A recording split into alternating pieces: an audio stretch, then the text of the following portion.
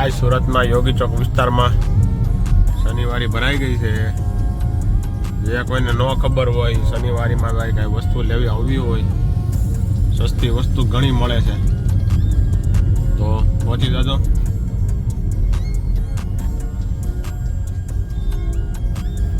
Good morning, જય શ્રી કૃષ્ણ, હર હર મહાદેવ. કેમ છો બધા?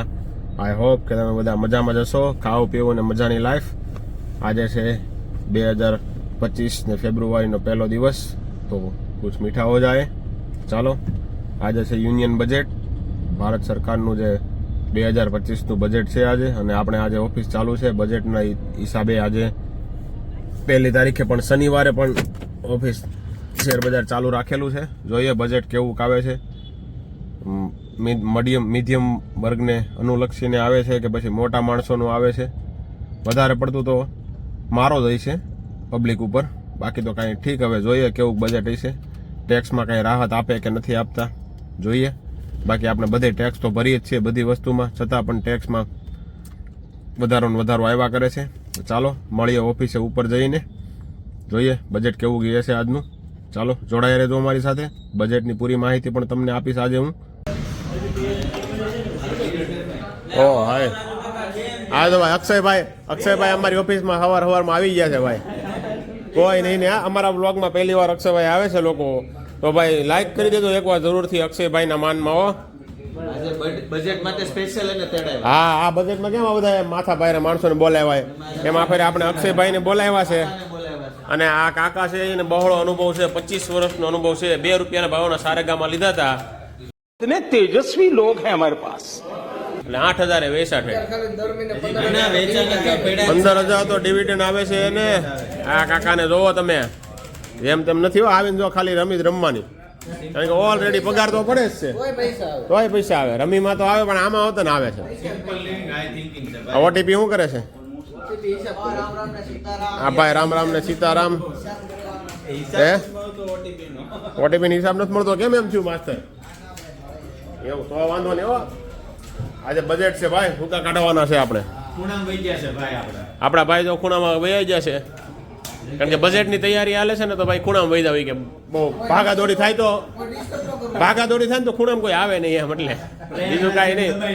હા એમ, પ્રયાગરાજની જેમ દબાઈ ન જાય, સેફટી અત્યારથી લઈ લીધી છે એને. બાકી બીજું કાંઈ છે નહીં. ઘણા ખરા કેમ આજે આવ્યા નથી, ઓલા મેન બજેટના ખેલાડીઓ તો આજે આવ્યા નથી. એવું સીતારમણ ની હારો આવવાના, એને સીતારમણ ની ગાડીમાં આવવાના છે એવું છે ને. હા હાલો ભાઈ, આપણે હવે પીસી ફેરવી નાખી.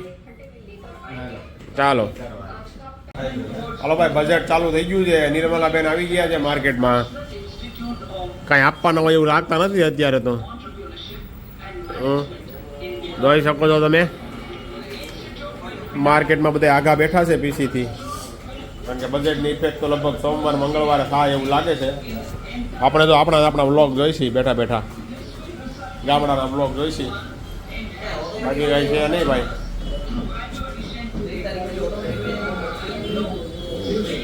શું લાગે તમને, બજેટમાં કાંઈ મળશે કે નહીં? મીડિયમ વર્ગને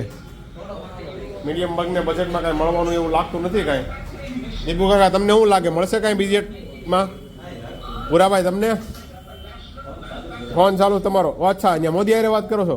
મીડિયમ બજેટમાં કંઈક આપજો. અચ્છા, ટેક્સ વધારવાનો છે, ભરવાનું. ઓકે, કાંઈ વાંધો નહીં. તમારા ઉપર બોજો વધશે એવું લાગે છે. દીપકભાઈનું એવું કેવું છે. કાકા તમારું શું કેવું છે? આ બહુ અનુભવી માણસ છે, 20 વર્ષનો માર્કેટનો અનુભવ છે કાકાનો. ચાલો મળીએ બજેટમાં શું નીકળે છે કંઈક પછી. 5 hours later.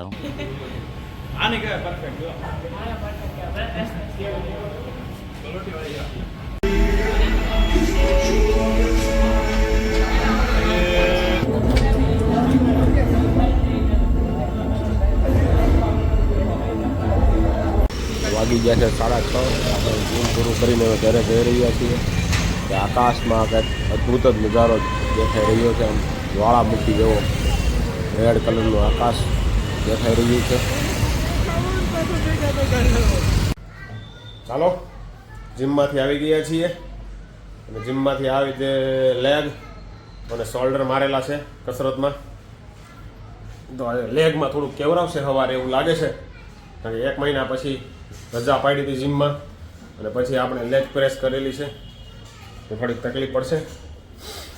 મનીષા આજે કંઈક નવું બનાવે છે.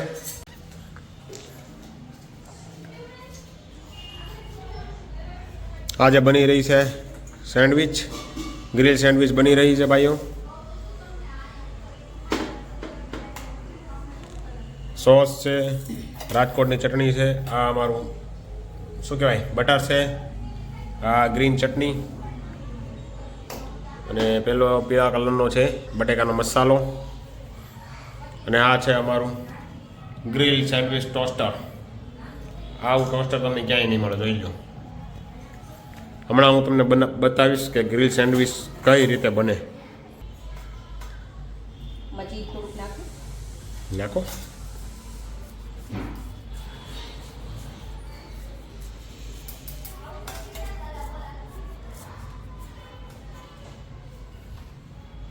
અમાર ચટણી નાખો. એ ઓવન વધારે ગરમ થઈ ગયું લાગે તો ધોળા નીકળવા માંડ્યા ઓવનમાંથી. એટલું ચાલે.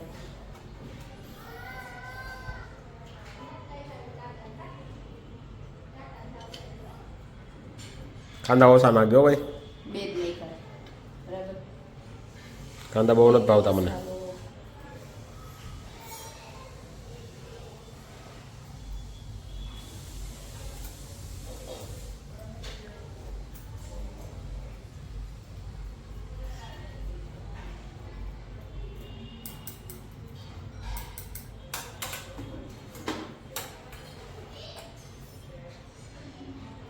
હવે જાય છે ગ્રીન ચટણી વાળું પાડ લગાવી દે એટલે આપણે બની જશે ગ્રીલ સેન્ડવિચ.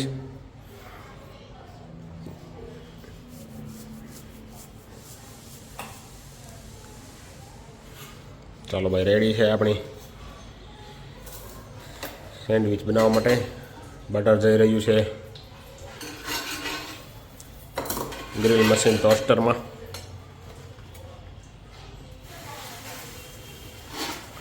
આ લે ડીશ, એની માથે ખાંડણી. ખાંડણી. આવો ગ્રીલ મશીન તમે ક્યાંય જોયું હશે નહીં. આ જોઈ લ્યો, રાજેશ ગરાણી વ્લોગમાં તમને આવા ગ્રીલ મશીન જોવા મળે. ચાલો તો ગ્રીલ તૈયાર થઈ જાય, ગ્રીલ સેન્ડવિચ એટલે જમી લઈએ, પછી મળીએ તમને. જોડાઈ રહેજો અમારી સાથે. આજે આપણે મિત્ર મંડળને, આજે શનિવાર છે તો આપણી બેઠક હોય છે બધા જૂના મિત્રો સાથે. દર શનિવારે મળવાનું ફરજિયાત હોય છે. તો તમે પણ તમારા મિત્રોને દર શનિવારે ન મળી શકતા હોય ચાલુમાં તો દર શનિવારે તો ફરજિયાત મળો. મિત્ર મંડળ સિવાય મજા ન આવે. ચાલો જોડાઈ રહેજો અમારી સાથે. વાગ્યા છે 7:30. 8 વાગે જમીને પછી 8:30 પોણા 9 નીકળશી. તો ભાઈ આપણી સેન્ડવિચ બનીને રેડી છે. ચાલો ટેસ્ટ મારીએ કેવી બની છે. જોઈ લો ભાઈ, ગ્રીલ સેન્ડવિચ ઘરની હો ભાઈ.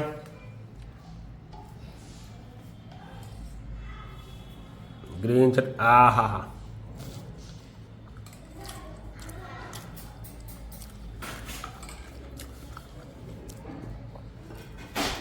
જોરદાર બની છે ભાઈ સેન્ડવિચ. ચાલો છાના મના ખાઈ લઈએ પહેલાં, બીજી વાત પછી કરશે આપણે. જોડાઈ રહેજો મારી સાથે બ્લોગમાં. અને આજે ટમેટાનો સોસ છે ને એ હોમમેડ જો. ટમેટાનો સોસ પણ ઘરે બનાવેલો છે કારણ કે અત્યારે ટમેટા સસ્તા છે તો બનાવીને મૂકી દઈએ. એકાદ બોટલ, જેટલો નેચરલ ખવાય એટલો ખાઈએ, બાકી આપણે રેડીમેડ લેવાનો છે. ચાલો જમી લઈએ. દિયાનભાઈ હવે ટેસ્ટ મારી રહ્યા છે. કેવી છે દિયાન? આપણે તૈયાર ખાવા જાય એવી છે કે તૈયાર કરતા સારી છે? વાહ, એ બરાબર હો. તૈયારમાં 180 રૂપિયા દેવા અને કીધા ઘરે તૈયારમાં 180માં બધાય ખાઈ દે અને ભરપૂર ચીઝ નાખીને. હો ભાઈ, મારે રેસ્ટોરન્ટ ખોલી દેવું છે. તમે રેસ્ટોરન્ટ ખોલશો તો અમે શું ખાશું? સેન્ડવિચ જેવું હોય. એવું આપણે રોજ નથી ખાવાનું થતું ભાઈ. બરાબર ને ધ્યાન? આટલું બહુ રેડી છે કા? ગામને નથી ખવડાવવું આપણે, આપણે ખાઈને વાહવા જેવું. ભાઈ આજે બજેટ આવ્યું છે તો આપણે અનિલભાઈ પાસેથી થોડીક માહિતી લઈ કે અનિલભાઈ, આપણે મોદીજીએ નિર્મલા સીતારમણે આજે બજેટ બહાર પાડ્યું 2025-26નું. એમાં 12 લાખ સુધીનો ટેક્સ માફ કર્યો છે. સાધારણ પબ્લિકને કેટલો ફાયદો થાય તમારું શું કેવું છે? સાધારણ પબ્લિક ને આવતા વર્ષમાં એવું લાગે છે કે 12 લાખ ની કિંમત કઈ હશે જ નહીં. 12 લાખ ની કઈ વેલ્યુ જ નહીં. મતલબ કે મોંઘવારી જેટલી ફાટી જાય એટલી વધી જવાની છે કે 12 લાખ ત્યારે કઈ હશે જ નહીં. સામાન્ય કહેવાય 12 એટલે લાખ મોદીજીએ 12 લાખ સુધીનો ટેક્સ એટલે માફ. હા વાહ વાહ, તમારી વિચારધારા ભાઈ અનિલભાઈ જોરદાર. તમે ઘણા મોદી થી જ ને આગળ હાલો છો હો તમે તો અત્યારે ફિલહાલ તો. પેલા એ તમારી વાત વિચારીને રેડી છે. ચાલવું પડે એમ છે. એ તમારી વાત રેડી છે ભાઈ. જયારે 5-6 લાખ નું અત્યાર સુધી માફ હતો ટેક્સ, તો અત્યારે 5-6 લાખ નું આવે છે હું કાંઈ નથી આવતું. એ પ્રમાણે ઓલું હવે 50,000 નું સ્પ્લેન્ડર હતું એ લાખ રૂપિયા પોગી ગયું એમણે. હવે અમુક ની એની ક્વોલિટી ડાઉન થઈ ગઈ. અમુક નું 5 વર્ષમાં એન્જિન પતી જાય છે સ્પ્લેન્ડર નું કે કોઈ પણ ટુ વ્હીલ નું. બરાબર છે. હવે એ જ વસ્તુની કિંમત અત્યારે 50,000 હતી કોરોના પહેલા, અત્યારે અત્યારે લાખ રૂપિયા. એટલે મતલબ તો એમ છું ને 12 લાખ ના આવે પછી કઈ વેલ્યુ કઈ વેલ્યુ નહીં રહી 1-2 વર્ષમાં. એનો મતલબ મોદીજીએ ઈશારો કરી દીધો છે કમાવામાં ધ્યાન રાખજો, ટેક્સ ભરવાની ઉપાધિ ન કરતા. 15-20 લાખ કમાવા માંડજો આ વર્ષમાં, તો આવતા વર્ષે 12 લાખની 2 વર્ષમાં 12 લાખની કઈ વેલ્યુ હશે નહીં. બરાબર ને અનિલભાઈ? કમાવામાં થોડીક ધગશ ધગશ રાખવી જોઈએ, કારણ કે મોંઘવારી ફાટી જવાની છે. કા પછી દેહ ભેગીનું થઈ જવું જોઈએ. જોવાની કલાકો ઘટાડવી જોઈએ હવે. હા, જાગવાની બધા. સવારે 10 વાગ્યા સુધી નિંદર કરવાની ટેવ છે ને એ હવે ઘટાડવી જોઈએ. અચ્છા, 8 વાગે ઉઠવાની ટેવ. 8 વાગે મોદીજીએ 12 લાખ નું આપી દીધું છે કે ભાઈ 12 લાખ તો તમારે મિનિમમ રળવા જ જોઈએ. એનો મતલબ એ થઈ ગયો કે તમારા વર્ષમાં 12 લાખ રૂપિયા તો રળવા જ જોઈએ, ગમે એમ કરો તમે. એટલે ઊંધા માથે થઈને પૈસા રડવાનું ધ્યાન રાખો, બાકી કઈ નહીં. હા, ટેક્સ કેટલો, ટેક્સ ફ્રી કેટલું કર્યું એ જોવામાં ધ્યાન રાખો માં. બરાબર છે. આ રીતનું છે બધું મોદીજીનો ખેલ હવે તો એવું લાગે છે. બાકી તમને અમારો વ્લોગ કેવો લાગ્યો એ જરૂરથી કમેન્ટ કરજો. બજેટ બાબતે તમારી જે કાંઈ કેવું હોય એ કમેન્ટ જરૂરથી કરજો, અને લાઇક, શેર અને સબસ્ક્રાઇબ કરવાનું ભૂલતા નહીં. ફરી મળીશું આવતીકાલે નવા વ્લોગ સાથે. ચાલો અનિલભાઈ, આવજો ભાઈ. હા.